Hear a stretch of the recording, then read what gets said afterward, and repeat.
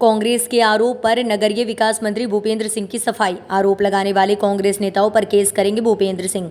मंत्री भूपेंद्र सिंह का बयान, सारे आरोप गलत, झूठे। हमारे पिताजी के पास 12 गांव की माल गुजारी थी। हमारी परिवार के पास 1200 एकड़ ज़मीन थी। हमने ज़मीन पर मकान बनाने के लिए 42 करोड़ का लोन लिया। सागर शहर से लगी होने के कारण हमारी ज़मीन की कीमत बढ़ी, संपत्ति नहीं बढ़ी, वैल्यूएशन बढ़ा। पहले एकड़ में बिकती थी, अब वर्ग फुट में बिक रही है। हमने अलग से कोई संपत्ति नहीं खरीदी, ना अर्जित की। हमारे पिताजी ने 1000 करोड़ की ज़मीन मंदिर के नाम की, 100 एकड़ ज़मीन हाउसिंग बोर्ड ने ले ली थी। कांग्रेस के आरोप लगाने में कोई सत्यता नहीं है। कांग्रेस के खिलाफ कोर्ट में कंटेम्प्ट ऑफ कोर्ट का केस करूंगा। कांग्रेस ने या किसी ने भी आज तक कहीं कोई शिकायत नहीं की। सीधे आरोप लगाना गलत है। पारिवारिक बंटवारे में मुझे संपत्ति मिली, मैंने कई संपत्ति बेची भी है। देखिए,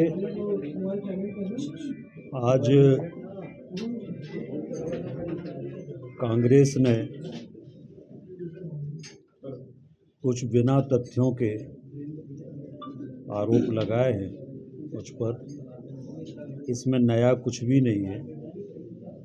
ये सारी चीज़ें जो है, ये 2018 का जो हमारा इलेक्शन में डिक्लेरेशन है, उसमें ये सारा हमने दिया हुआ है।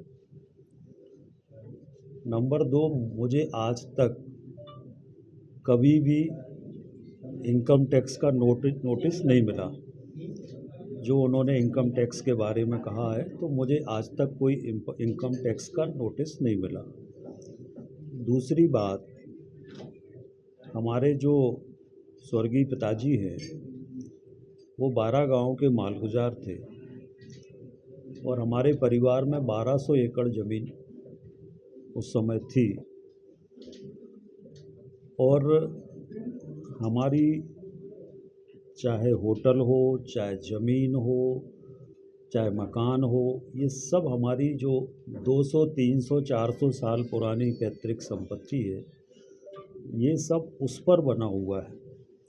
और इसको बनाने के लिए हमने विभिन्न बैंकों से, जिसका पूरा रिकॉर्ड है, विभिन्न बैंकों से अभी तक 42 करोड़ का लोन लिया है।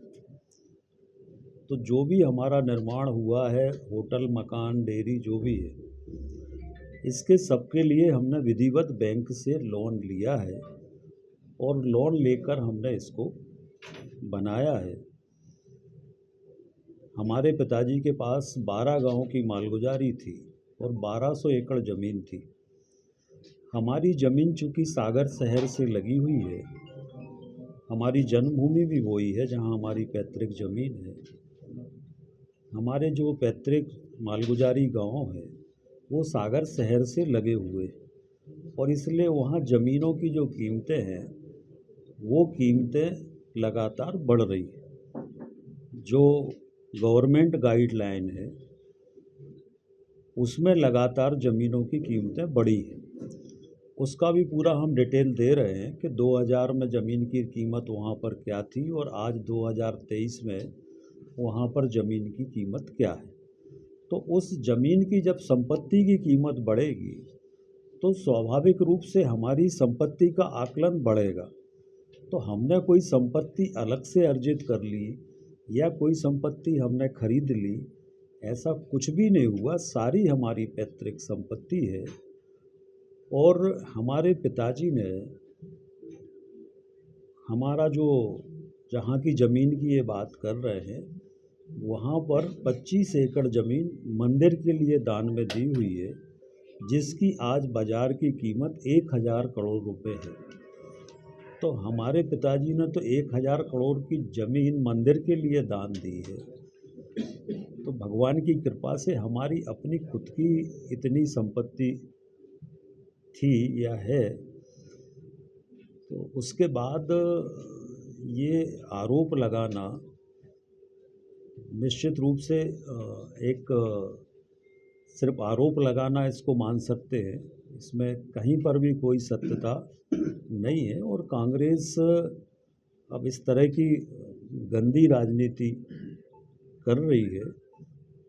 मैं जो लोग भी हैं उनके खिलाफ कोर्ट में कंटेम्प्ट ऑफ कोर्ट भी करूंगा, और इसमें कहीं पर भी कोई भी सत्यता नहीं है। अगर सत्यता है तो अभी चुनाव के समय ये बात कांग्रेस क्यों कर रही, हमारी शिकायत एजेंसियों में क्यों नहीं की? तो आज तक कांग्रेस ने तो कहीं शिकायत की नहीं, सिर्फ प्रेस करके आरोप लगाने का काम कर रहे हैं। तो अगर हमारी कुछ गलती थी तो आप इनकम टैक्स में शिकायत करते, बाकी जगह शिकायत करते, तो वो तो कुछ आपने कभी आज तक किया नहीं। कभी आज तक हमें इनकम टैक्स का नोटिस नहीं मिला, कुछ भी नहीं हुआ। तो इसमें गड़बड़ कहाँ हो गई? अगर हमें इनकम टैक्स का नोटिस मिला होता या हमारी संपत्ति बढ़ गई होती, हमारी संपत्ति का अगर वैल्यूएशन बढ़ा है तो इसमें हमारा क्या अपराध है? हमारी संपत्ति शहर के नज़दीक है तो उसका हर साल वैल्यूएशन बढ़ता है। पहले एकड़ों में बिकती थी, अब फुटों में बिक रही है, तो संपत्ति का आकलन तो बढ़ेगा ही। तो इसमें हमने अर्जित कहाँ से कर ली? ये तो हमारी स्वअर्जित पैतृक संपत्ति है और इसलिए आरोप निराधार। सर 2013 और 2018 आरोप लगाए हैं और जिनने आरोप लगाए उनसे ही आप पूछो तो अच्छा है। सर ऐसा लगता है कि अब जैसे जैसे चुनाव नजदीक आ रहे हैं तो निजी हमले पर कांग्रेस ज़्यादा फोकस कर रही है।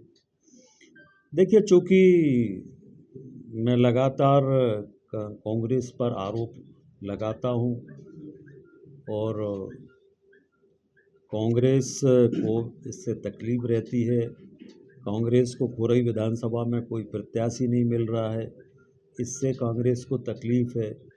अभी हमने पिछले दिनों प्रेस करके या प्रेस नोट के माध्यम से कमलनाथ जी और दिग्विजय सिंह जी पर भ्रष्टाचार की, उनकी सरकार के ऊपर हमने भ्रष्टाचार के आरोप लगाए थे और इसलिए इस कारण से कांग्रेस ने कहा ही है कि 2 सीटों को हम टारगेट करेंगे, एक दतिया और एक खुरई। ये कांग्रेस का प्रेस नोट है, कांग्रेस का वर्जन है कि दतिया और खुरई सीट को हम टारगेट करेंगे। तो यही तो टारगेट है कि उसी के अंतर्गत ये आज का टारगेट है। और हमारी जो भी संपत्ति पहले थी या अगर संपत्ति आज है तो या तो मुझे पारिवारिक बंटवारे में पैतृक संपत्ति मिली है, वो भी पारिवारिक बंटवारे में मिली है। तो अब इसमें मैं गलत कहाँ हूँ? अगर मेरे पारिवारिक बंटवारे में मुझे संपत्ति मिली है तो इसमें मैं गलत कहाँ हूँ? मैंने तो पारिवारिक बंटवारे की कई संपत्ति बेची भी है और मेरे साथ तो, हमारे परिवार के साथ तो यहाँ तक हुआ कि 85 में हमारा परिवार चूँकि भारतीय जनता पार्टी में था तो उस समय की तत्कालीन कांग्रेस सरकार ने हमारे परिवार की 100 एकड़ ज़मीन का तो हाउसिंग बोर्ड में भूअर्जन कर लिया था, जिसमें आज हाउसिंग बोर्ड कॉलोनी। और उस समय ये कहा गया था कि आपके बेटे में छात्र नेता था और उस समय मुख्यमंत्री के खिलाफ आंदोलन हुआ था, तो मेरे से कहा गया था कि कांग्रेस में आ जाएं तो ज़मीन छोड़ देंगे। तो हमारे पिताजी ने कहा कि आपको जितनी ज़मीन लेना ले लो, पर हमारा बेटा कांग्रेस में नहीं आएगा। तो उस समय भी 100 एकड़ ज़मीन कांग्रेस ने ले ली, माटी मोल ले ली, तो हम लोगों ने उसकी चिंता नहीं की। तो भगवान का दिया, हमारे पास सब कुछ है, हमें कुछ करने की ज़रूरत सर नहीं। आपके विभाग से जुड़ा हुआ क्वेश्चन